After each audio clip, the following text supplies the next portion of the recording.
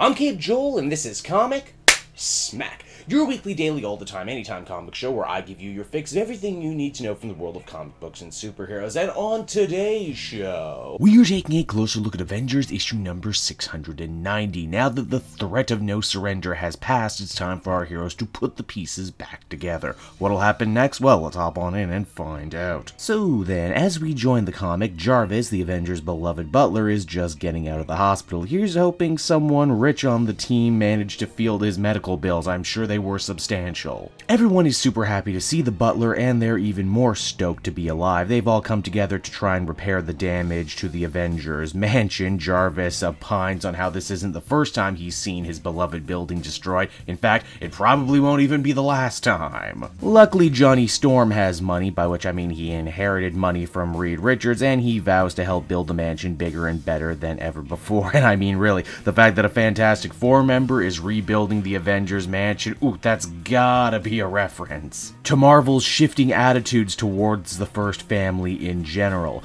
Voyager gets ready to take her leave. Cap and the others said she did real good, really rose to the occasion, and if there ever comes a time when she's back on Earth, they would love for her to join their ranks at some point. Of course, she's going to be busy housing the now defeated Challenger, who Voyager reiterates was never really a bad guy to begin with. He was only corrupted and driven crazy by her father, the Grand Master. She also hopes that he can redeem himself at one point. That also kind of begs the question, what the hell happened to the Grand Master? Well, he ran off, but he makes some new friends in the form of the Black Order, who are still resurrected even though the game is all over. He devilishly says that they should collaborate on the next big game, whenever that will be. The rest of the comic pretty much plays out like a series of short stories wrapping up all the different Avengers books. First, there's the USA Avengers team that decides to disband, figuring that they no longer need the AIM moniker to do any good in the world. Sunspot more or less relinquishes the leadership position over to Tony Ho, saying, hey, you know what, the X-Men books don't suck anymore, maybe I should go back there and be a mutant again. Speaking of mutants, Scarlet Witch believes her brother may very well be alive out there. She's joined by Brother Voodoo and Synapse on the quest to hopefully track Pietro down wherever he goes. Again, you want to find out what happens there, go read his miniseries that's coming out soon. We get a very nice little scene with Clint Barton, Hawkeye, and the Hulk. They forgive each other for all their wrongdoings and pretty much bring their whole story full circle from what happened in Civil War II to now. Banner ultimately refuses, though, to rejoin the greater Avengers team, choosing instead to walk the highways and byways of America, you know, like he used to back in the day. Now, back at the mansion, Nadia Pym says in a very funny scene that she's put together a Jarvis AI to help take a lot of workload off the old guy. You know, just like the one in the movie, only human Jarvis shoots the whole thing down when he realizes the computer program can't get people's tea orders right, which means he should never retire ever. The final shot of Avengers No Surrender, in a wonderful bit of book ending to the beginning of the series, our final shot is the big Avenger statue being rebuilt, only now with a bunch of new faces joining its ranks, signaling the end of an era, but also the beginning of a new one.